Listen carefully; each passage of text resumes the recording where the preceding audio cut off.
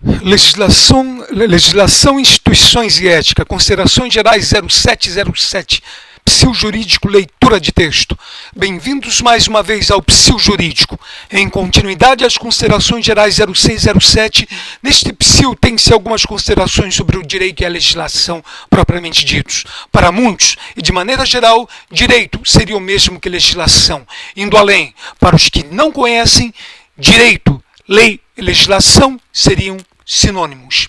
O direito estaria próximo às ciências sociais, sendo inclusive tratado de ciências jurídicas. Volta-se para a compreensão jurídica mais aprofundada acerca do conjunto de normas e princípios jurídicos existentes. A isso se dá o nome de ordenamento jurídico. No direito, dada a existência de uma fonte, de uma forte carga doutrinária de conhecimento jurídico já acumulado, fato este que inclusive auxilia em sua própria aplicação, também apresenta as suas fontes.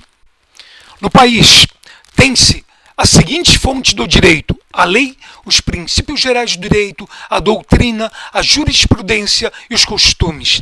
A lei, também denominada de norma jurídica, constitui-se na principal fonte do direito.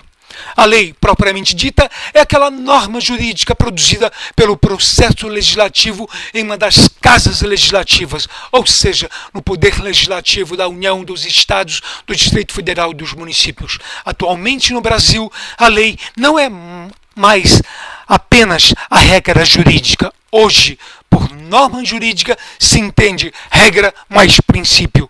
O princípio, portanto, foi levado ao mesmo patamar da regra. Há também que se ressaltar a existência de outras normas jurídicas que não apenas aquelas elaboradas pelo respectivo processo legislativo, ou seja, as leis propriamente ditas. Existem, por exemplo, os decretos, portarias, instruções normativas, resoluções que são hierarquicamente, que se encontram hierarquicamente abaixo da lei, que são denominadas de normas discricionárias. Assim, legislação seria a lei que foi produzida pelo processo legislativo, acrescida dos demais atos normativos discricionários. A legislação é também denominada juridicamente, portanto, de ordenamento jurídico. Um outro equívoco em que geralmente incorre o leigo, aquele que não é da área jurídica, é o de querer entender uma norma jurídica através de sua simples leitura. Ocorre que a interpretação das normas jurídicas é uma questão muito complexa.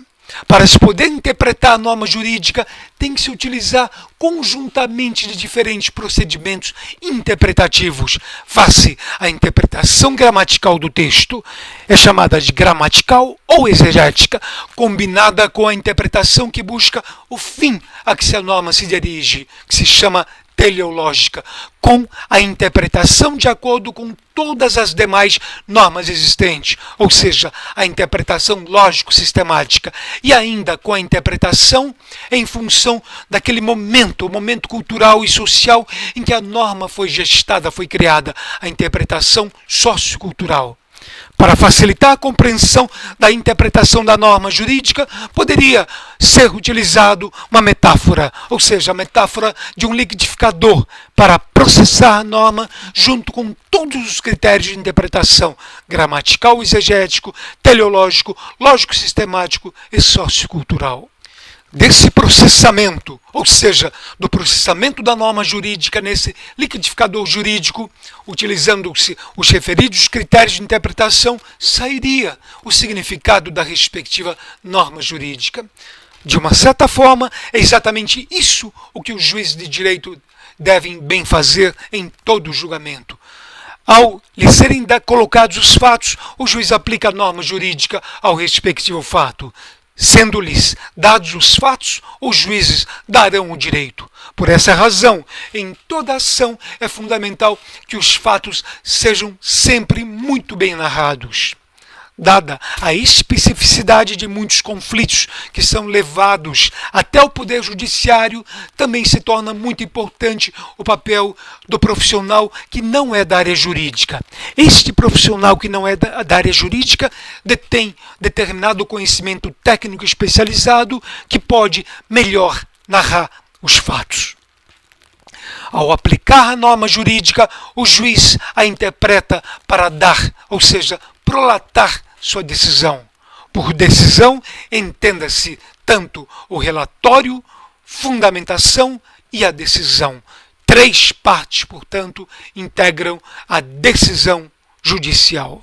Assim, tanto uma sentença quanto um acórdão são formados por três partes: relatório, fundamentação e dispositivo, o mesmo nome da decisão. Quando um tribunal vier a proferir, ou seja, dar decisões no mesmo sentido, tem-se aquilo que se denomina de jurisprudência. A jurisprudência não é algo absoluto.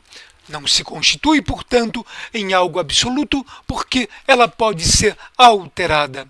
Quando uma jurisprudência for reiterada pelos tribunais superiores, Supremo Tribunal Federal, Superior Tribunal de Justiça ou Tribunal Superior do Trabalho, por exemplo, poderão ser editadas as denominadas súmulas.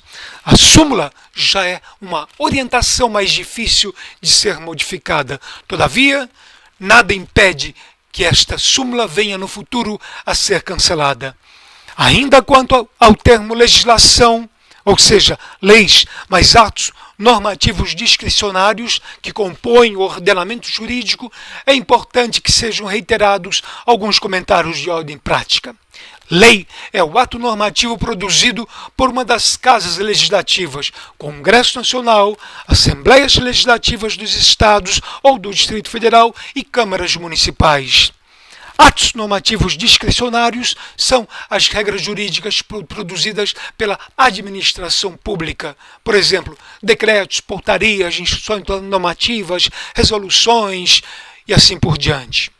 Portanto, torna-se muito mais difícil fazer a alteração de uma lei, uma vez que demandaria um novo processo legislativo. Essa é a razão para que, em regra, as denominadas políticas públicas estejam calcadas, alicerçadas na lei, apresentando um maior horizonte temporal. Podem passar vários governos, mas a política pública será a mesma. Em contrapartida, as políticas de governo encontram-se mais propriamente correlacionadas com os chamados atos normativos discricionários, ainda que devendo também e sempre estar lastreadas na lei. Essas, ou seja, as políticas de governo, podem durar apenas o período do respectivo governo. Qualquer que seja o ato normativo, legal, lei, ou ato discricionário, decretos, portarias, resoluções, etc., sua elaboração deve obedecer a uma determinada lógica. E essa lógica de elaboração é inclusive descrita em uma outra lei, vale dizer, na Lei Complementar 95 de 98. Abaixo seguem algumas considerações expressas na Lei Complementar 95 de 1998. De plano, tenha-se que a unidade de articulação de todo e qualquer ato normativo é o artigo. Um conjunto de artigos pode formar uma subseção. Um conjunto de subseções formará uma seção. Um conjunto de seções formará um capítulo. Um conjunto de capítulos formará um título. Um conjunto de títulos formará um livro. Um conjunto de livros formará uma parte. Na grande maioria dos textos normativos tem-se títulos em algarismos romanos, 1, 2, 3 e assim por diante, capítulos também em algarismos romanos, assim por diante, seções também em algarismos romanos e assim por diante, artigos do 1º ao 9º em algarismos ordinais, arábicos ordinais, e do 10 em diante em algarismos arábicos cardinais. Parágrafos também do 1º ao 9º algarismos arábicos ordinais, do 10º em diante em algarismos arábicos cardinais. Incisos em algarismos romanos. As subdivisões existentes que possam existir indicam a necessidade de agrupar as matérias comuns existentes em um determinado texto normativo. Desta forma, e como já mencionado acima, a matéria tratada por um artigo poderá ser detalhada através de parágrafos, exemplo, parágrafo único, parágrafo primeiro, parágrafo segundo e assim por diante. Os parágrafos podem ser detalhados através de incisos, inciso 1, 2, 3 e assim por diante. Os incisos através de alíneas, a linha A, a linha B, a linha C e assim por diante. E as alíneas através de números 1, 2, 3 e assim por diante. Ainda que possa parecer, não é tão complicado. Findas todas essas considerações gerais, o item 0107 é o item 0107.